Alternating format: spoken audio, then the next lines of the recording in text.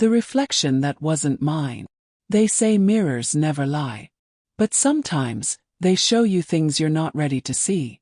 I was house-sitting for a friend who'd just moved into an old Victorian house.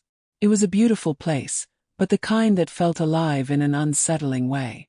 Every room had ornate mirrors, some cracked, some pristine, lining the walls, giving the impression the house was watching you. It was my second night there when I noticed it. I was brushing my teeth in the upstairs bathroom, staring at my reflection in one of those antique mirrors. My hair was a mess. My eyes were tired. But then I noticed something strange. In the reflection I was smiling. I wasn't smiling in real life. I froze, my toothbrush hanging from my mouth, and stared at the mirror.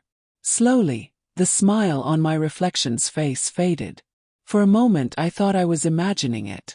But then it winked. I dropped the toothbrush, my heart racing. The reflection didn't mimic my panic. It stood still, glaring back at me with cold, lifeless eyes. I backed out of the bathroom, slamming the door shut.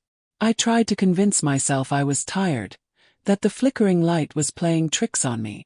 But the mirrors didn't stop.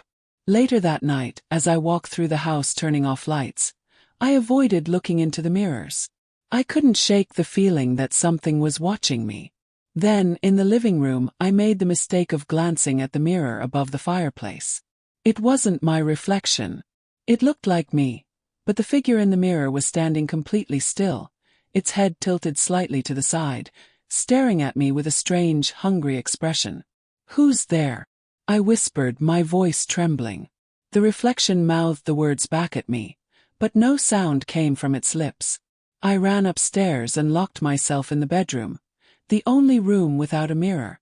I sat on the bed, clutching my phone, my hands shaking as I scrolled through the contacts. That's when I heard the knock. It was soft at first, a faint tapping on the bedroom door. "Hello," called out, my voice cracking. The knocking stopped. I held my breath, pressing my ear against the door, straining to hear anything. Then I heard it, slow, deliberate footsteps moving away from the door. I exhaled, trying to calm myself, when I noticed something in the corner of the room. A standing mirror. I swear it wasn't there before. The reflection in the mirror wasn't me. It was sitting on the bed right where I was, staring at me with a twisted grin. I bolted for the door, yanking it open, and ran down the hallway. My friend's house suddenly felt like a maze, the hallways stretching endlessly. I could see my reflection in every mirror I passed, each one moving slightly differently than me. Some waving, some glaring, others just staring blankly. I finally made it to the front door, fumbling with the lock, when I caught sight of myself in the hallway mirror. My reflection was standing still, but this time it wasn't alone. Behind it, a shadowy figure loomed, its eyes glowing faintly in the dark. I turned to look behind me, but there was nothing there. When I looked back at the mirror, the figure was gone.